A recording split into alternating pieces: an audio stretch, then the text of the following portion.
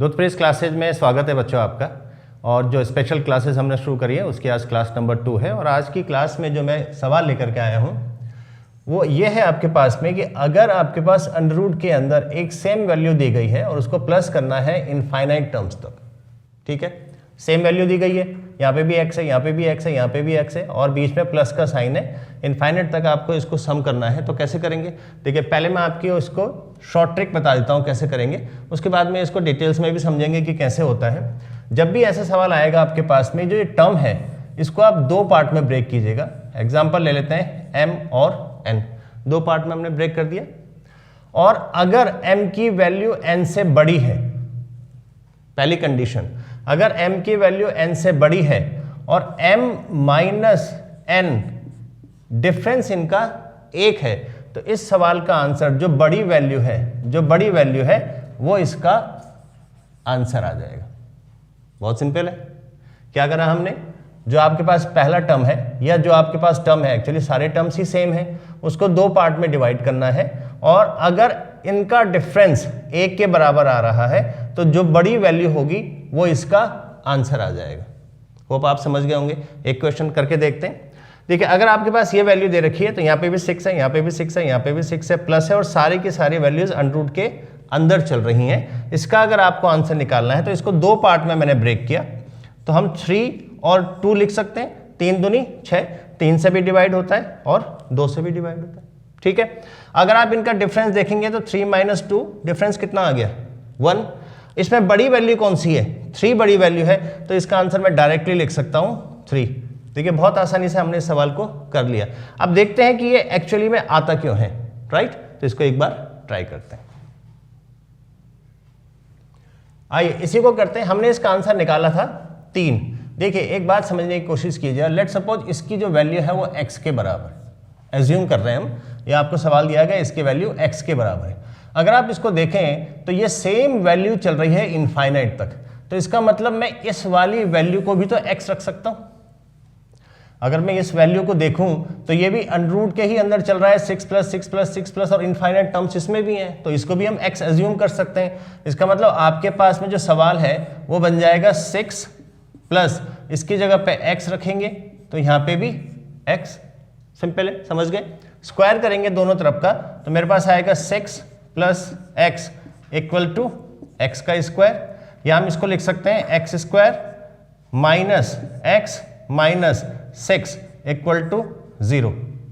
आप समझ गए, क्वाड्रेटिक इक्वेशन है, इसका मतलब इसकी दो वैल्यूज आनी चाहिए। अब देखिए, दो वैल्यूज आएंगी तो मिडिल टर्म को स्प्लिट करके हम इसको फैक्टराइज करेंगे, तो आपके पास आएगा x² और यहाँ पे है आपके पास में माइनस का 3x आ जाएगा, प्लस का 2x आ जाएगा और माइनस का 6 = 0। स्प्लिट, मिडिल टर्म को स्प्लिट करके फैक्टर करना आपको आता होगा। तो अब आपके पास ये वैल्यू आ गई, इसमें से अगर मैं कॉमन लेता हूं तो मेरे पास आएगा x - 3 और x + 2, ये बराबर 0। देखिए, पहले और दूसरे टर्म से मैंने x कॉमन लिया तो x - 3 आया, और यहां से हमने प्लस का 2 कॉमन लिया तो x - 3 आया, और फिर x + 2 x - 3 आपके इसके फैक्टर आ गए। समझ में आ गया यहां तक, ठीक है। आप ये समझ गए ना फैक्टर कैसे करते हैं, इसको समझाने की जरूरत तो नहीं है। एक बार देख लेते हैं। यहां पे देखिए, आपके पास आया x² - 3x + 2x - 6 = 0। I hope आपको ये बहुत अच्छे से आता होगा, फिर भी एक बार आपको बता रहा हूं। तो मैंने पहले और दूसरे टर्म से x कॉमन लिया तो मेरे को बचेगा x - 3, और दूसरे और तीसरे और चौथे टर्म से मैंने +2 कॉमन लिया तो आएगा x - 3 = 0।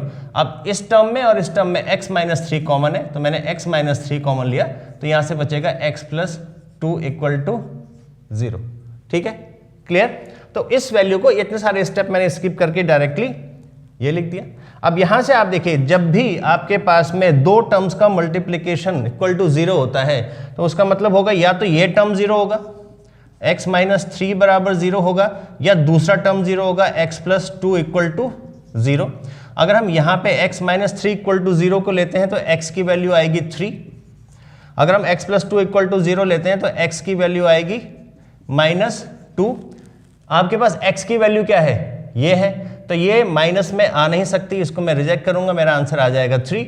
ये x की जगह पे आपका आ जाएगा 3, यही हमने आंसर निकाला था।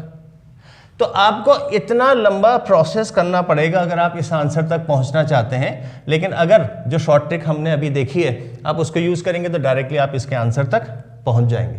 तो ये आपके पास में है, जब यहां प्लस है, अगर यहीं पे माइनस होता तो क्या होता, आइए एक बार उसको भी देख लेते हैं। आइए माइनस वाले को देखते हैं, मैंने सेम रखी है वैल्यू।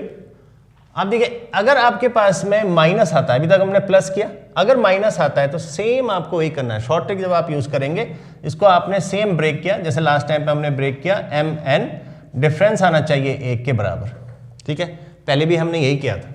अगर डिफरेंस 1 के बराबर आता है, अगर यहाँ पे प्लस आता है तो जो बड़ी वैल्यू है, अगर m ग्रेटर देन n है, तभी हमने m माइनस एन बराबर 1 किया है ना कि, और ये लिखने की जरूरत नहीं है, आप समझ गए होंगे यहाँ से, पर फिर भी तो अगर प्लस होता है तो हमने कहा बड़ी वैल्यू आंसर होगी, और अगर माइनस आता है तो छोटी वैल्यू आंसर होगी, यानी कि इसका आंसर n आएगा। आप समझ गए।